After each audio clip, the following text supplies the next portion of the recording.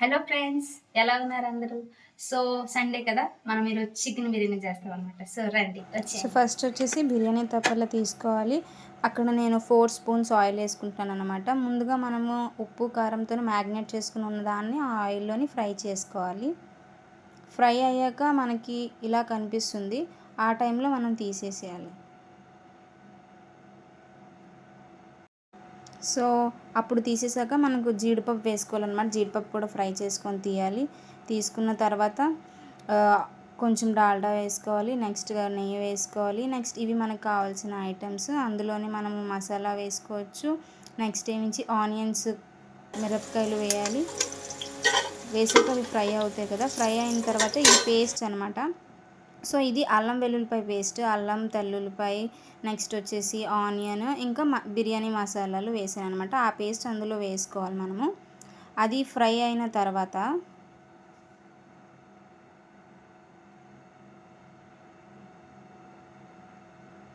So అది ఎలా fry అవుతుందన్నమాట. అది ఫ్రై అయిన తర్వాత ముందుగా మనం పెట్టుకున్న ఫ్రై చేసుకున్న జీడిపప్పు అండ్ చికెన్ని అందులో వేసేసుకోవాలి. సో ఇప్పుడు మనం టమాటోస్ కూడా వేసుకోవాలన్నమాట. వేసుకున్న తర్వాత రైస్ 2 కప్ ఆఫ్ రైసెస్ వేసుకుంటున్నాం కాబట్టి 1 కప్ ఆఫ్ రైస్ వేసుకున్న తర్వాత నెక్స్ట్ సెకండ్ కూడా వేసుకోవాలి. దాన్ని కలపాలి ఫుల్గా. కలిపిన తర్వాత మనం ఏ కప్తోనైతే తీసుకున్నామో అదే కప్పు కొలతకి ట్వైస్ తీసుకోవాలన్నమాట. 1 కప్ ఆఫ్ రైస్కి 2 కప్ ఆఫ్ వాటర్ తీసుకోవాలి. సో ఆ వాటర్ అందులో మనం వేసేసుకోవాలి. సో టూ చేస్తున్నాం కాబట్టి ఇప్పుడు మనం 4 వేసుకోవాలి.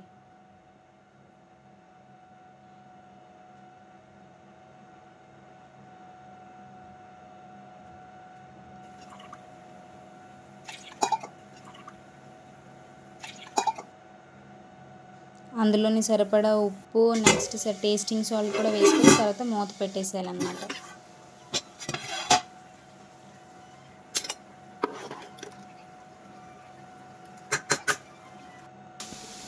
సిమ్లో సో ఇప్పుడు మనం సిమ్లో పెట్టుకున్నాము. ఎందుకంటే అది ఫస్ట్ ఫుల్గా బాయిల్ అవుతుంది కదా. బాయిల్ అయిన తర్వాత మనం సిమ్లో పెట్టుకున్నాం అనమాట. వాటర్ అనేది అడ్జస్ట్ అవ్వడానికి కోసం. ఇప్పుడు ఇంకా అవుతుంది, ఇంకొంచెం అవ్వాలి. ఇదిగోండి, ఇప్పుడు నేను మీకు కొంచెం సేపు తర్వాత మళ్ళీ చూపిస్తాను. ఇప్పుడు అయిపోయినట్టుని ఇంత మొత్తం ఇంకా వాటర్ అయిపోయేసరికి మనం ఇంకా కొత్తిమీర వేసుకోవాలన్నమాట. So thank you for watching the video. Please like, share, subscribe.